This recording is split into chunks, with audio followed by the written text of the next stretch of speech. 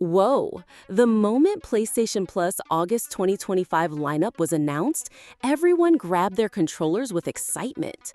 But hidden beneath that excitement lies a dark truth. This isn't just a game drop, it's digital manipulation at its finest. Lies of P, DayZ, My Hero, One's Justice 2, each of these taps into a different emotional zone and throws us head first into it. Let's talk Lies of P. Are we Pinocchio or just another machine in the system? In the deeply twisted city of Krat, a place drowning in blood and madness, we fight through mangled puppets and brutal enemies to become human. Sounds like a fantasy? It's not. This is a psychological trap. Sony masks it as entertainment, but underneath, it's programming your identity, just like a computer game does. Next up, DayZ. They call it a survival game, but in reality, it's emotional torture. No save points, no safety nets. You die, you lose everything.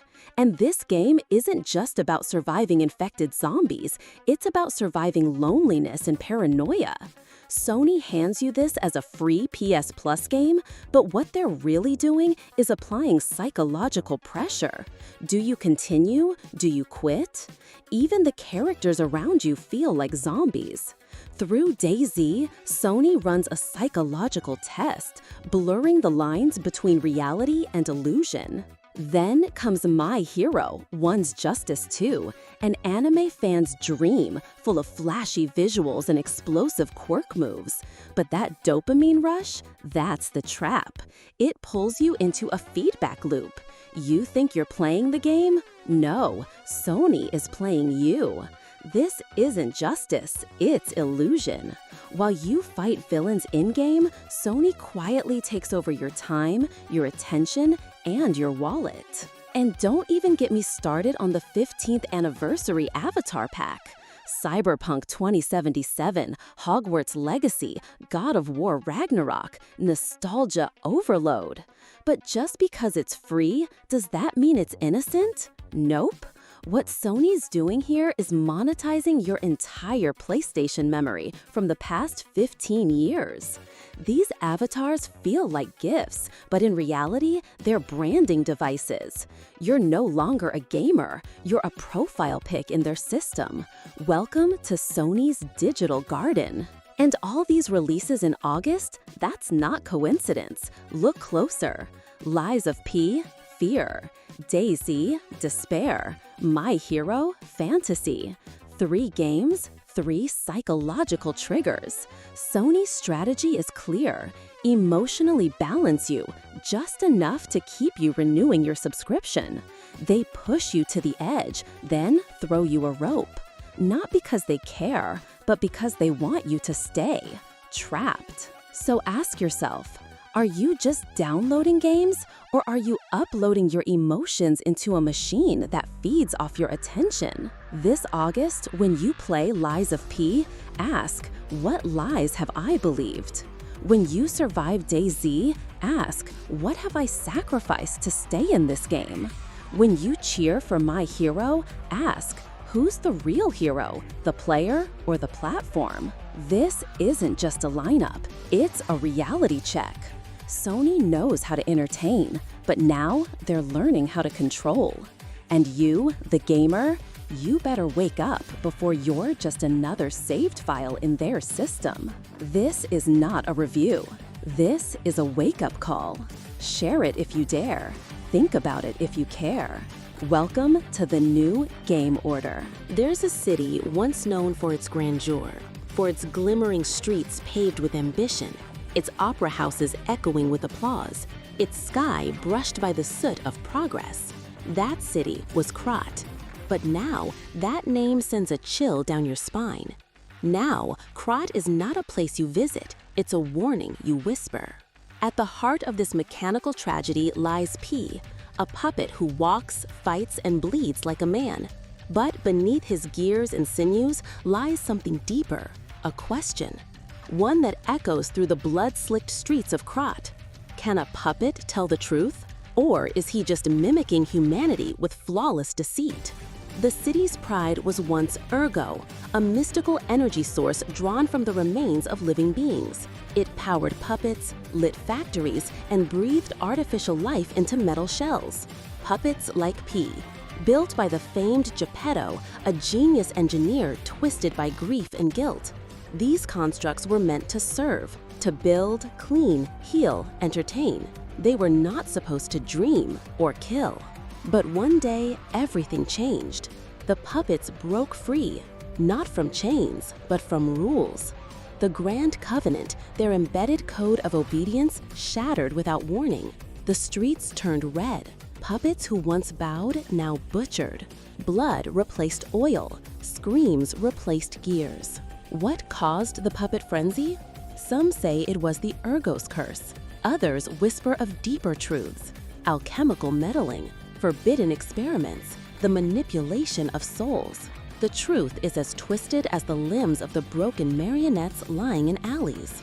Enter P, alone, waking in a train station, his creator missing, his memory fragmented. He doesn't speak, not because he can't, but because silence suits him. He's different. He's the only puppet that still obeys orders, the only one that can lie. And in this world, that makes him the most human of all. As P walks through Krat, the horrors multiply. He meets survivors, delusional, desperate, dying. He faces monstrosities made of metal and flesh, failed creations, mutated beasts born from petrification disease, a plague spread by Ergo itself. This disease doesn't just kill, it twists the body, the mind, even the soul. Geppetto's intentions are unclear. He claims he built P to save the city. But is that the whole truth? Or is there something he's hiding, something he regrets? A child lost? A sin buried? The ghost of Carlo, Geppetto's real son, lingers over everything.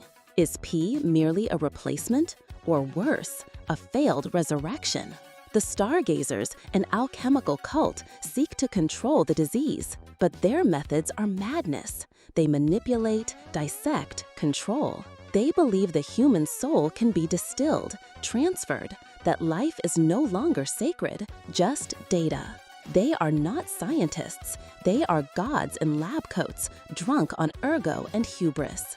And above all looms the king of puppets, a twisted construct born from P's lies and pain, a tyrant ruling over Krat's opera house with grandeur and brutality. This king isn't just another boss. He's P's reflection, a warning of what happens when you forget who you were trying to become. P's journey is not just survival, it is metamorphosis. He battles with the idea of truth and deception. To lie in Krat is to evolve. Each falsehood brings him closer to humanity. And yet, the more human he becomes, the more pain he feels, the more guilt he carries. The lie gives him freedom, but it steals his innocence. There's irony in that. The boy made of wood must lie to be real. The lie becomes the truth. Along the way, P meets Sophia, the voice on the line, the light in his darkness. Her presence is ethereal, calm, caring, almost divine. But her fate is tied to his decisions. Can she be saved? Can she be trusted? Her body succumbs to ergo, and only P's choice determines whether she lives as herself or becomes a soul-washed entity of the Stargazer's making. Then comes the descent, to the Black Seaside, to the Ark Abbey, to the secret lab where Simon Manus, the false god, tries to birth a new era. An age where puppets and humans are one, where flesh is obsolete and only purpose remains. Simon is not mad. He is visionary, and like all visionaries, he's dangerous. The final truth? P is not just a puppet. He is a construct built upon Carlo's ergo. Geppetto didn't just create a hero. He resurrected his son, or tried to. But a puppet is not a boy. No matter how many memories you implant, no matter how many souls you crush to shape one. And so, at the end, Geppetto offers a deal, a trade. Carlo's memory for Sophia's life, a choice only a human could make. But P is not a human, is he? Unless he chooses to lie one last time. And in that lie, he becomes real. You see, in Krat, the truth doesn't set you free. The lie does. If P chooses the lie, if he chooses Sophia, he walks away not as a puppet, but something else entirely. Not the shadow of Carlo, not Geppetto's project, but his own soul, forged in lies, bathed in blood, tempered by truth. And in the post-credits, as the rain falls and the blood dries, a new mystery stirs. Dorothy arrives in Krat, guided by red shoes and a wicked wind. She speaks of a grand puppet reawakening. The world is far from saved. The nightmare is not over. From Pinocchio to Oz, the fairy tales are merging, and the real monsters are yet to come.